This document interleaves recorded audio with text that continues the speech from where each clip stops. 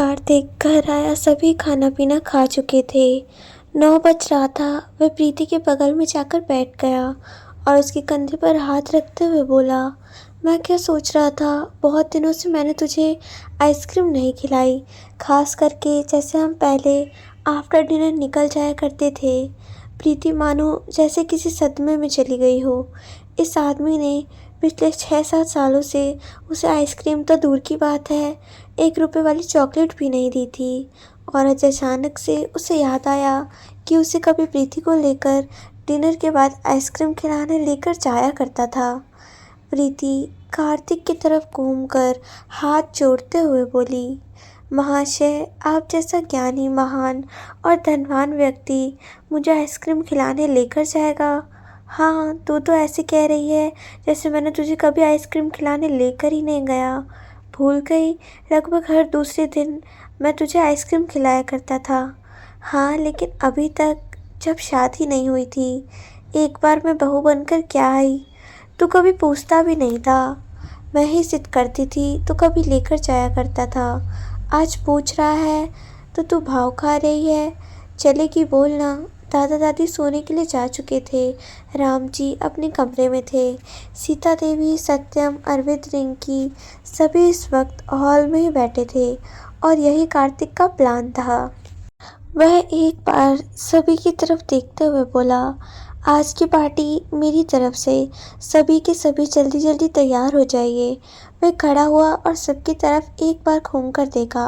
बच्चे तो खुशी से भागते हुए आए और कार्तिक के चारों तरफ लटक गए। एक तो इस वक्त कार्तिक सबको बाहर ले जाने लगता, दूसरी बात कार्तिक की पार्टी। सभी को पता था कि जिसको जो खाना है, जितनी आइसक्रीम खानी है, कोई किसी को नहीं रोक सकता, ना कोई उन बच्चों को नहीं रोक सकता था। सभी जाने को तैयार हो जाते हैं। सीता देवी बोली, तुम सब चले जाओ, मैं बच्चों को लेकर घर पर रुकती हूँ। बच्चों के लिए घर पर ही ले आना। लेकिन कार्तिक ने जिद करके बच्चों को भी साथ में ले लिया। सब जब निकलने ही लगे तो सत्यम अपने कमरे की ओर बढ़ा। आप कहाँ जा रहे हैं भाई? चलिए, सभी बाहर जा चुके हैं। इस वक्त हॉल में सत्यम और कार्तिक दोनों ही बचे हुए थे। सत्यम मुस्कुराकर कहता है, मैं चेंज कराता हूँ। सत्यम ने इस वक्त हाफ पैंट और ऊपर एक स्लीवलेस टी शर्ट डाला हुआ था। सत्यम मुस्कुराकर बोला, अब तो अपने ससुराल लेकर जाएगा तो इस हिलियों में तो वहाँ जा नहीं सकता ना, कम से कम लोअर टी शर्ट पहनने दे। कार्तिक तो मानो हैरान होकर सत्यम की ओर देखने लगा। कार्तिक अपने आप को समझकर समझदार समझ रहा था, मगर उसका भाई तो उससे भी ज़्यादा होशियार निकला। सत्यम मुड़कर जाते हुए बोला, तेरी शादी अभी हुई है, मेरी 10 साल पहले ही हो गई थी। तो जो कुछ कर रहा है मैंने 10 साल पहले ट्राई कर चुका हूँ। भाई, तू बच्चा था इसलिए समझ नहीं पाया। कार्तिक अपने भाई की बात सुनकर मुस्कुराता रह गया। उसने सबसे पहले तो एक आइसक्रीम पार्लर के पास गाड़ी रोका। कार्तिक अपने कार में अपने दोनों बच्चों के साथ था। सत्यम और प्रीति एक गाड़ी में अपने बच्चों के साथ, अरविंद, प्रीति एक गाड़ी में अपने बच्चों के साथ। सभी एक आइसक्रीम पार्लर के पास रुक गए और जैसे कि कार्तिक ने वादा किया था, सबने अपने पसंद पसंद के आइसक्रीम खाई। उसके बाद कार्तिक वहाँ से ढेर सारी आइसक्रीम पार्सल करवाता है। प्रीति उन सभी आइसक्रीम को देखकर बोली, बाप रे, इतना सारा आइसक्रीम। कार्तिक, माँ पापा इतनी ही आइसक्रीम खाएंगे क्या?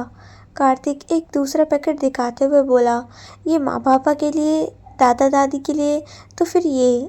रिंकी झट से बोली, मैं सोच रहा था इतनी दूर आए हैं तो नंदी से भी मिलकर जाते हैं, यही पास में ही घर है उसका। कार्तिक की बात सुनते ही प्रीति अपनी नज़र छोटी करके कार्तिक को घूरने लगती है।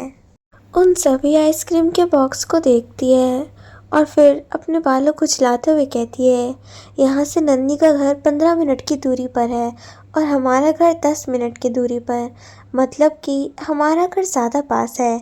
इसका सत्यम, जो अब तक मुस्कुराकर अपने भाई को देख रहा था, वे जाकर प्रीति का हाथ पकड़कर अपने साथ ले जाते हुए बोला, चलो, मुझे भी उन लोगों से मिलना है, बड़े दिन हो गए, सबसे बातें करके आते हैं। चल अरविंद, सत्यम ने कह दिया तो अब भाई की आज्ञा का पालन सब कर रहे थे। सभी गाड़ी में बैठे और थोड़ी देरी में गाड़ी प्रीति के मायके पे आकर रुक चुकी थी। एक साथ गाड़ियों के रुकने की आवाज़ सुनकर सारे घर वाले जो अब तक खाना खाकर उठे ही थे एक दूसरे की तरफ देखने लगे। तभी एक साथ चिल्लाते हुए सारे बच्चे घर के अंदर घुसे। मामा, चाची, छोटी माँ। बच्चों की आवाज़ सुनते ही नन्ही, जो कि इस वक्त शादी में आई लड़कियों के ब्यूटी प्रोडक्ट्स देख रही थी, सब कुछ छोड़कर बाहर की तरफ आई। सभी 6 के 6 बच्चे उसकी तरफ भाग गए तो नन्ही अपने घुटनों पर बैठ गई। 6 के 6 बच्चों से चारों तरफ से अपने गले लगा लेती है। अब तक कार्तिक, सत्यम, अरविंद, प्रीति और रिंकी सभी अंदर आ चुके थे। अरविंद और कार्तिक के हाथ में इस वक्त आइसक्रीम का बॉक्स था जो लेकर आए थे रघुवीर जी। उसके माई, मामा जी और अर्पित सभी दौड़ते हुए आते हैं और उनका स्वागत करते हैं। बेटी के ससुराल के लोगों का आना यूं भी किसी बड़ी मेहमान से आने से कम नहीं होता है।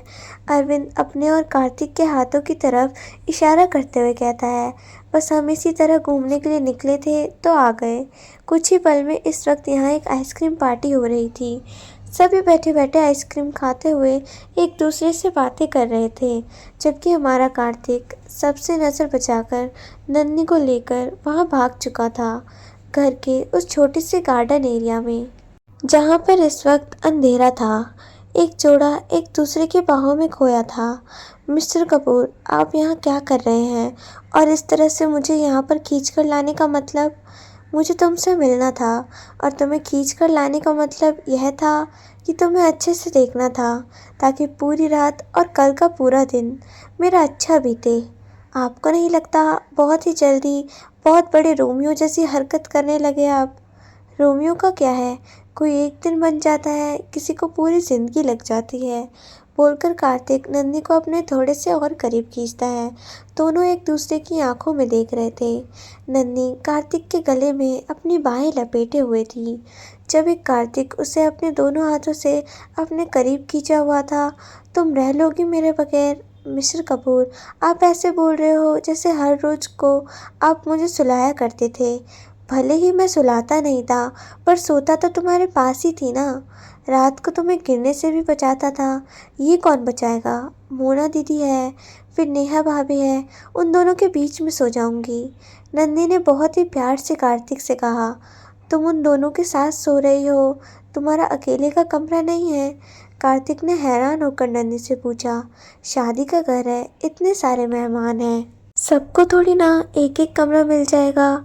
तो हम 3 लड़कियां हैं, सीता भाभी के भी हस्बैंड अभी तक नहीं आए हैं, मोना दीदी की शादी नहीं हुई और मैं तो हम तीनों एक कमरे में रहेंगे।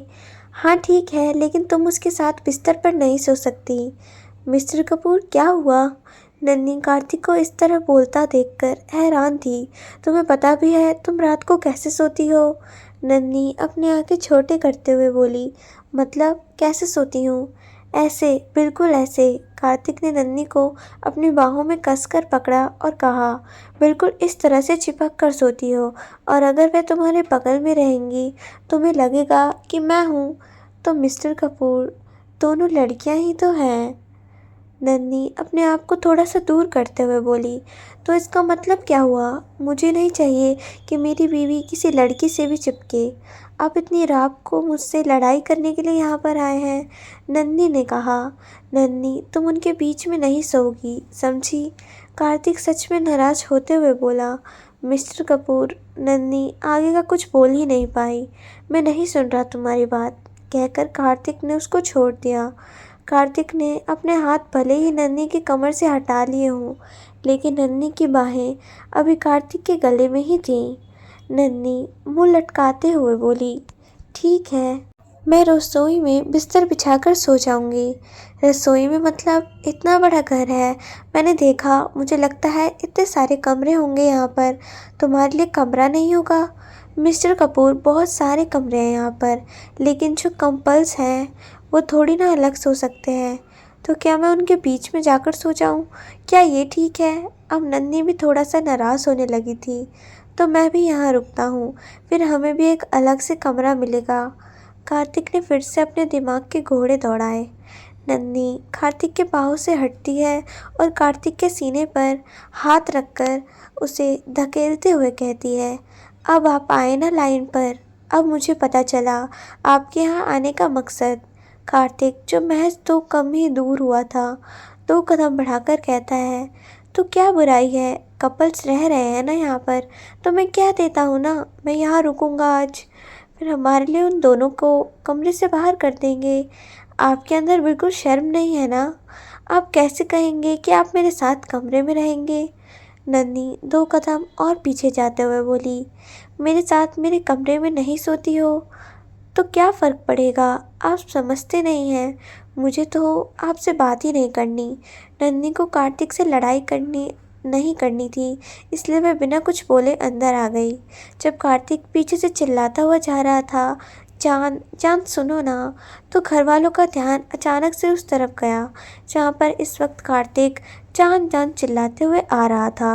नन्ही के कदम तो अब तक बच्चों की ओर बढ़ रहे थे। वह झट से रुक गया। उसने पलटकर कार्तिक की ओर देखा जो कि चलते हुए उसके पास ही आ रहा था। क्या गलत कह रहा हूँ मैं? क्यों इतना ज़्यादा नाराज़ हो रही हो? ये कहकर कार्तिक नन्ही के सामने आकर खड़ा हो गया। नन्ही ने गुस्से से कार्तिक को घूरती है। यह आदमी सिर्फ आधे घंटे के लिए आया है और जान जान कर चिल्ला रहा है। और तो और यहाँ पर इन लोगों ने ये जान शब्द सुन भी लिया। इनके जाने के बाद अब नन्ही को सब चिढ़ा चिढ़ा कर पागल कर देंगे। नन्ही पलटकर उस तरफ देखती है जहाँ पर सारे रिश्तेदार बैठे थे। अभी भी सभी आइसक्रीम खा रहे थे।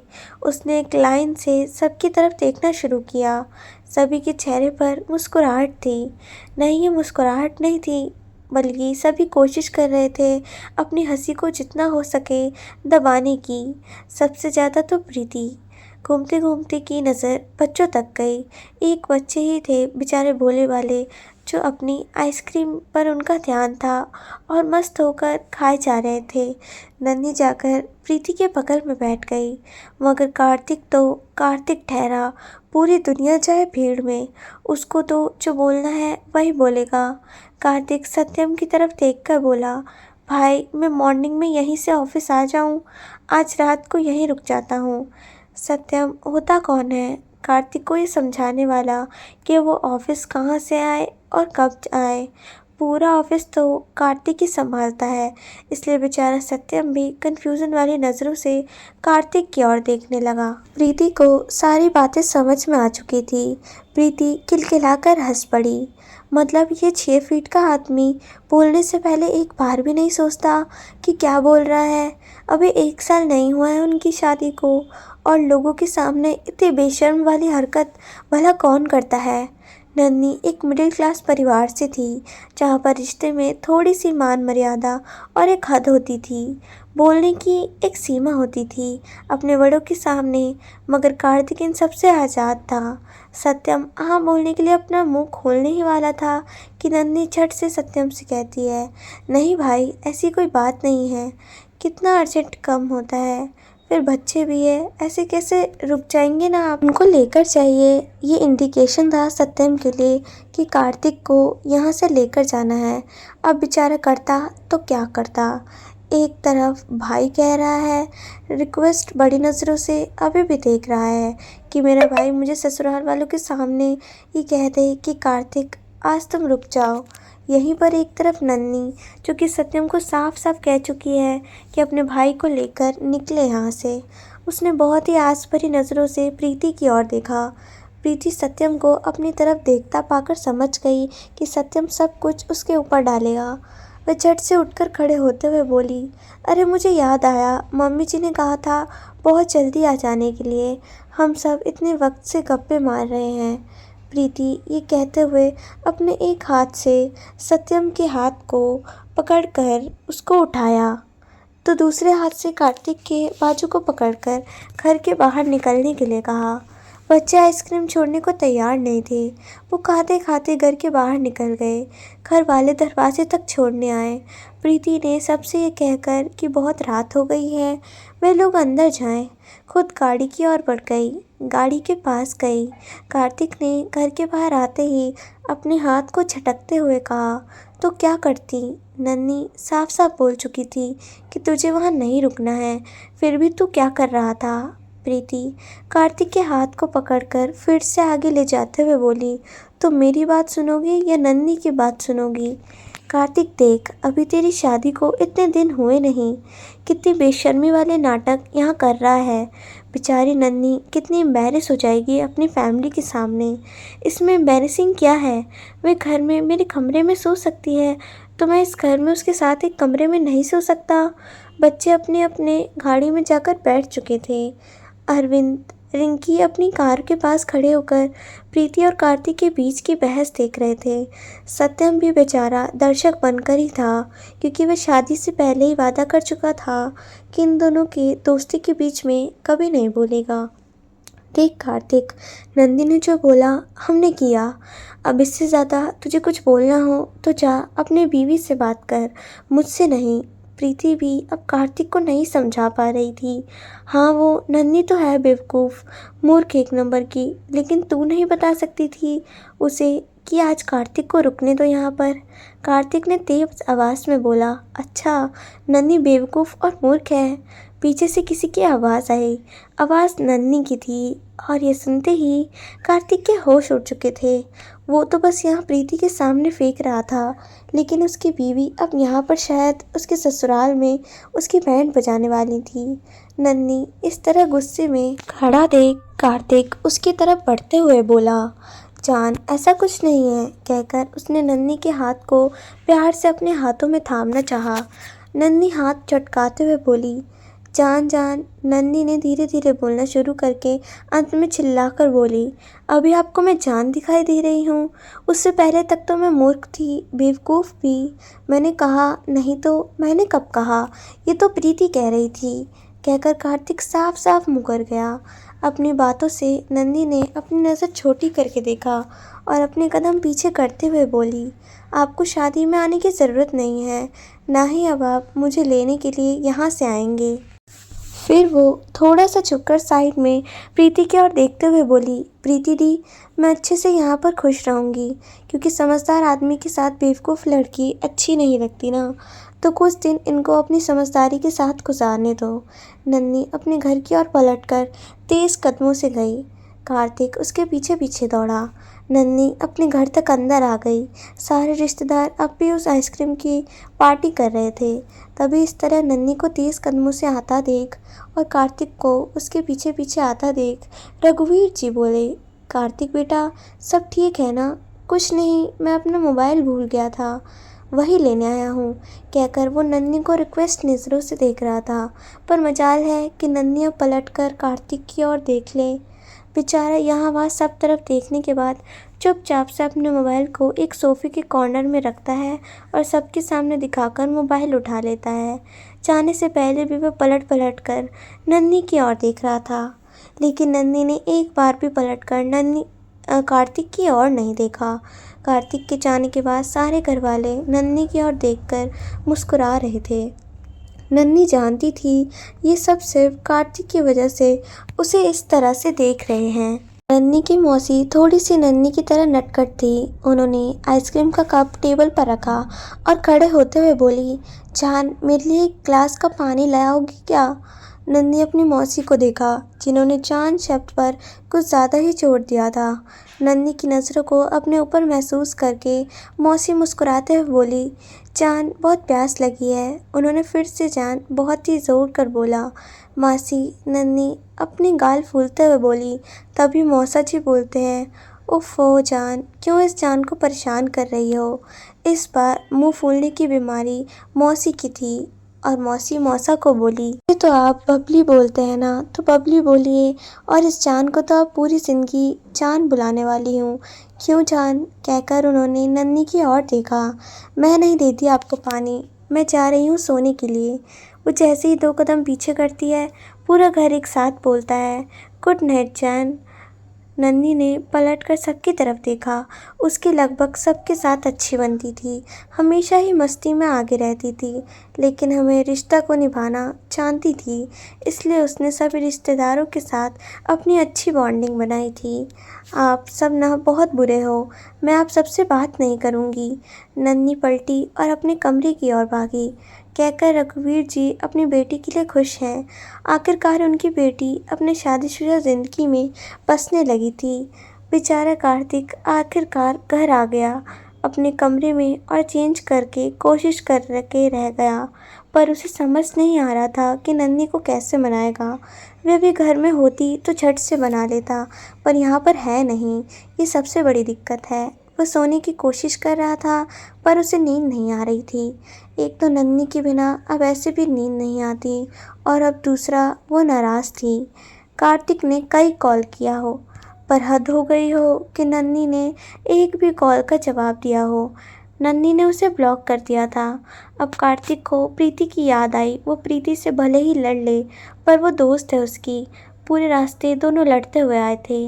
कार्तिक अपना गुस्सा उस पर उतार रहा था, और प्रीति भी कहाँ चुप करने वाली थी। प्रीति का बेडरूम या सत्यम के कमरे में प्रीति एक ढीला ढाला कपड़ा लेकर बाथरूम में जाती है। सत्यम अभी चेंज करके आया था, और फिर से वह अपने घर के कपड़ों में कंफर्टेबल होकर सोने के लिए बिस्तर की ओर बढ़ ही रहा था कि दरवाजे पर नॉक हुआ। सत्यम ने जाकर दरवाज़ा खोला तो सामने कार्तिक खड़ा था। भाई, प्रीति कहाँ है? सत्यम तो सब बात जानता ही था, इसलिए उसे भी पता था कि अभी वो प्रीति को क्यों ढूंढ रहा है। सत्यम पीछे की तरफ पलटकर देखता है। अभी अभी प्रीति बाथरूम से चेंज करके आई थी। अपने ढीले ढीले से मैक्सी सूट में प्रीति सामने आई। प्रीति ने कार्तिक की ओर देखते हुए कहा, क्या हुआ? सो जा, बहुत रात हो गई है, बाहर आना, बात करनी है। कार्तिक बोला। सो जा, बहुत रात हो गई है, प्रीति ने कार्तिक से कहा।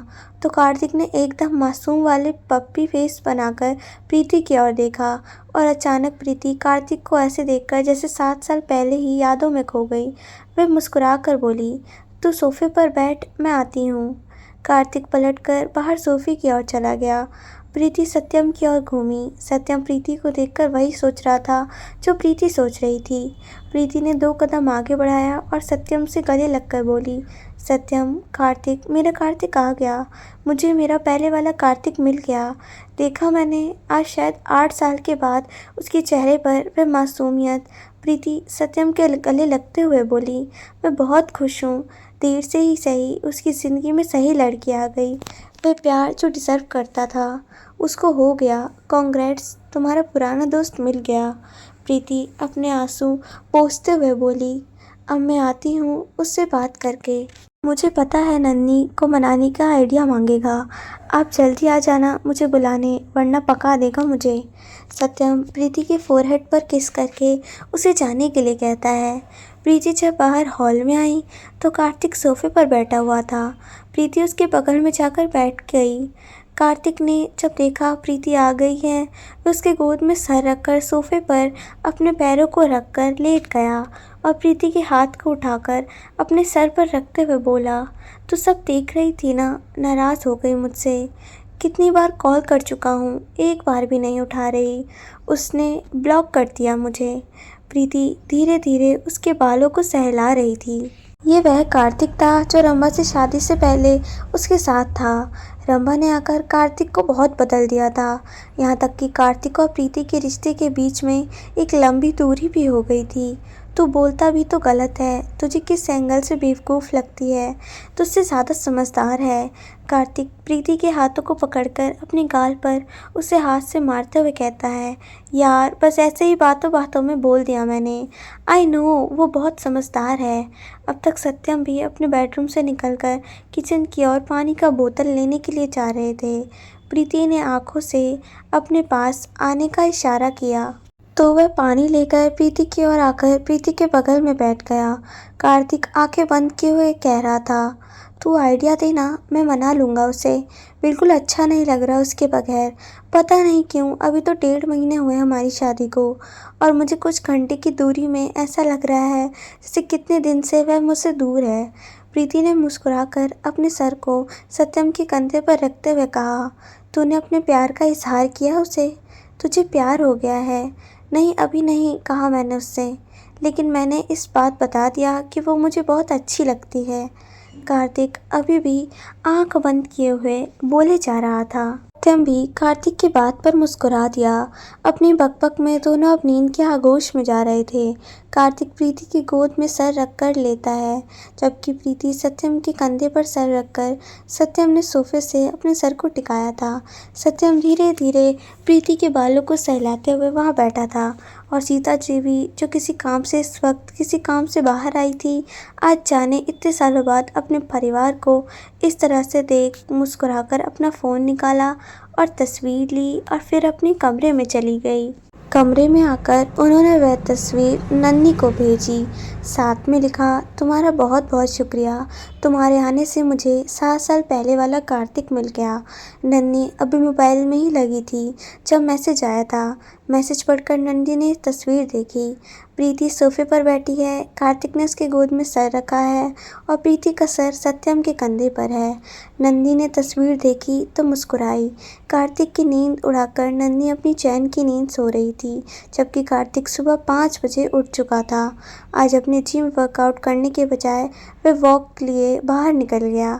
साथ में दिमाग में नन्ही को मिलना और उसे मनाने का प्लान भी चल रहा था। नन्ही और उसके घर के बीच में पैदल लगभग 1 घंटे की दूरी थी। वह जॉगिंग करते करते उस 1 घंटे की दूरी को लगभग 30 मिनट में पूरी कर चुका था। उसके आगे पीछे उसके बॉडीगार्ड्स आ रहे थे, जो उसकी तरह नॉर्मल कपड़ों में थे। यहाँ नन्ही के घर में अभी सुबह बस सब उठकर एक दूसरे को गुड मॉर्निंग विश कर आलस से भरे हुए थे। रसोई में सबके लिए चाय कॉफ़ी चढ़ा दिया था कि तभी दरवाजे की घंटी बजती है। नौकर दौड़कर आता है और दरवाज़ा खोलता है। लगभग आधे से ज़्यादा घर इस वक्त हॉल में बैठा हुआ था। कोई रजाई ओढ़े है तो कोई स्वेटर डाले। माहौल देखकर लग रहा था कि शादी का घर है। ठंडी का मौसम है। कार्तिक को देखते ही सब हरा भरा कर अपनी अपनी जगह छोड़कर खड़े होने लगे। कार्तिक ने देखा हॉल में भी ढेर सारी गद्दे बिछे हुए हैं। शायद मेहमान ज़्यादा थे, इसके कारण हॉल में भी उनके सोने की व्यवस्था की गई थी। आई एम सॉरी, मुझे नहीं लगा था मेरे आने से आप लोग डिस्टर्ब हो जाएंगे, कार्तिक ने कहा। रघुवीर जी आगे बढ़ते हुए बोला, अरे बेटा, डिस्टर्ब कैसा, अभी सब उठने वाले थे, आओ बैठो। नहीं, मैं बस वॉक कर रहा था, तो वॉक करते करते यहाँ तक आ गया, तो मैंने सोचा आप सबको भी गुड मॉर्निंग कर दूँ, और बाहर नारियल पानी वाला दिख गया तो मैं कुछ नारियल पानी लेकर आ गया। कहते हुए उसने दरवाजे के बाहर देखा, जहाँ पर उसके चारों बॉडीगार्ड अपने हाथ में नारियल पानी की थैलियाँ पकड़े खड़े थे। शादी में आए मेहमानों ने उस ओर देखा। 6 फीट के हट्टे-कट्टे आदमियों के हाथ में ढेर सारे नारियल पानी की थैलियाँ थी। आ जाओ तुम लोग, कार्तिक ने आवाज़ लगाई। बॉडीगार्ड नारियल पानी लेकर अंदर आए तो घर के कुछ लोग आगे बढ़ते हैं और उन बॉडीगार्ड के हाथ से नारियल पानी ले लेते हैं। रघुवीर जी कार्तिक के कंधे पर हाथ रखते हुए बोले, इन सब की ज़रूरत नहीं है बेटा, अच्छा नहीं लगता, तुम जब भी आओ कुछ ऐसे लेकर आओ। कार्तिक मुस्कुराते हुए बोला, वो तो बस ये बाहर दिख गया, इसलिए मैं लेकर आ गया, बाकी ऐसा कोई फॉर्मेलिटी वगैरह ऐसा कुछ नहीं है, आप इतना भी मत सोचिए। कहकर कार्तिक ने अपनी नज़र घर के चारों तरफ घुमाई। नन्ही कहीं नज़र नहीं आ रही थी। सोकर नहीं उठी क्या? कार्तिक ने अपने आप से कहा। उठेगी भी कैसे, गहरी नींद जो सो रही होगी। तभी मौसी जी की एक छोटे बच्चे को बुलाती है, मुन्ना इधर आना। मुन्ना उछलते हुए मौसी के पास गया। मौसी ने उसके कान में कुछ कहा और उसे नन्ही को बुलाने के लिए भेज दिया। रघुवीर जी तब तक कार्तिक को बैठने के लिए कहता है। मुन्ना उछलते कूदते गया और कमरे के अंदर, जिसमें एक वक्त नेहा भाभी और नन्ही तीनों इस वक्त सो रहे थे, ज़ोर से चिल्लाए, उठ जाओ सब लोग। वह इतनी ज़ोर से चिल्लाया था कि नीचे हॉल तक उसकी आवाज़ आई थी और वह तीन उठकर एक झटके में बैठ गए। भाभी ने गुस्से में चिल्लाते हुए बोला, ये कौन सा तरीका है उठाने का, जबकि मोना उसको घूर कर देख रही थी और नन्ही तो अभी जैसे नींद में ही हो। वह अपने आप को मलती जा रही थी। आप तीनों में से जान कौन है? बच्चे ने बहुत ही मासूमियत से कहा। ये जान शब्द फिर से अपने कान में पड़ते ही नन्ही, जो कि आलस में अपनी आंखों को मसल रही है, अपनी आंखें छोटी करके बच्चे को देखने लगी। जबकि मोना और सीता, नेहा जो कि नन्ही के दोनों तरफ से सोई थी, दोनों नन्ही की ओर घूम गए। बच्चा होशियार था, समझ गया कि यही जान है। अच्छा तो आप जान हो, बच्चे ने कहा। नन्ही पता नहीं कैसे पर उसकी गर्दन हाँ में हिल गई। अच्छा सुनो जान, तुमसे मिलने तुम्हारा जान आया है, मुन्ना ने कहा। नन्ही बच्चे को देखकर बोलती है, मुन्ना पिटेगा मेरे हाथ से अगर तूने मेरा मजाक उड़ाया था। मुन्ना 2 कदम पीछे जाते हुए बोला, मैं झूठ नहीं बोल रहा जान, तुम्हारा जान आया है। मुन्ना के बच्चे रुक, तुझे छोड़ूंगी नहीं। नन्ही यूं ही बिस्तर से नीचे और मुन्ना की शिकायत उसकी माँ को करते करते अपने आँखों को मलते हुए अपने कमरे से बाहर आई। मुन्ना मौसी के पीछे छुपाते हुए बोला, नानी बचाओ, नानी बचाओ। मैंने जान को बोला कि जान आया है तो जान मुझे मारने आ रही है। तब तक नन्ही आलस से चलते हुए आई और बाहर आकर उसके कदम अचानक से रुक गए क्योंकि सामने कार्तिक मुस्कुराता हुआ खड़ा था। गुड मॉर्निंग जान, कार्तिक बोलकर नन्ही की ओर बढ़ा। मौसी दोनों हाथ से कार्तिक की बल्लियां लेते हुए बोली, हाय मेरा दामाद कितना शोना है। नन्ही ने एक नज़र अपनी मौसी को देखा, फिर दूसरी नज़र कार्तिक की तरफ। इतनी सुबह सुबह क्या हुआ, सब ठीक है? कार्तिक बेशर्म की तरह आगे बढ़ते हुए आया। नन्ही के उन बिखरे हुए बालों को अच्छी तरह से अपने हाथों से समेटकर पीछे उसे जूड़ा बांधते हुए बोला, वॉक करने आया था तो तुम्हें गुड मॉर्निंग बोलने आ गया। पूरा घर हैरानी से इस वक्त कार्तिक को देख रहा था। नन्ही की आंखें पूरी तरह खुली भी नहीं थी, वह भी आधी नींद में ही थी। कार्तिक उसके हाथ को पकड़कर बाहर ले जाते हुए बोला, सुबह वॉक करना चाहिए। तो तुम कहाँ सोती रहती हो? नन्ही की ठीक से नींद भी नहीं खुली थी और कार्तिक नन्ही के हाथ को अपने हाथों में थामे हुए घर के बाहर निकल चुका था। मोना की माँ जो इस वक्त रसोइये को चाय के साथ सबके नाश्ते के लिए बताने आई थी, इस तरह से उन्हें जाते हुए देखकर बोली, हाय राम, बेशर्मी की हद है, इस आदमी में तो जरा सी भी शर्म नहीं है। मौसी को बिल्कुल अच्छा नहीं लगा और वह मुस्कुराते हुए बोली, हाय मेरी नन्ही की तो भाग खुल गए। जीजा जी मुझे माफ़ कर दीजिए, मैंने आपसे 2 दिनों तक लड़ाई की थी। आपने मेरी फूल से बच्ची को किस हिटलर के हवाले कर दिया, लेकिन मुझे यकीन हो गया कि मेरी बच्ची सही हाथों में है, सही घर में है। उसके ससुराल वाले भी बहुत ज़्यादा अच्छे हैं। कार्तिक, उसे तो मैंने 2 दिन में ही देख लिया कि नन्ही से कितना प्यार करता है। जबकि मोना की माँ मुंह बनाकर रह गई। पहले उन्हें नन्ही से कोई शिकायत नहीं होती थी, लेकिन अब कार्तिक और नन्ही की इस नज़दीकी को देखकर और अपनी बेटी की नसीब में एक ऑफिस में काम करने वाला, महीने की सैलरी उठाने वाला उस रॉबिन को देखकर उन्हें अफसोस होने लगा था। कहीं ना कहीं यही हाल मोना का ही था, जो इस वक्त घर के बाहर आई थी। जिस कार्तिक कपूर के बारे में उसने सुना था, वह तो गुस्सैल था, हमेशा लड़ने जगाने वाला आदमी था। लेकिन इसने इन 2 दिनों में 3 बार उसने कार्तिक को देख लिया। एक बार जब वह नन्ही को छोड़ने आया था, दूसरी बार रात को जब आइसक्रीम लेकर आया था और तीसरी बार सभी, और तीनों बार कार्तिक उसे किसी रोमियो से कम नहीं नजर आया था। आगे की कहानी को सुनने के लिए चैनल को सब्सक्राइब, वीडियो को लाइक, कमेंट और शेयर ज़रूर करें।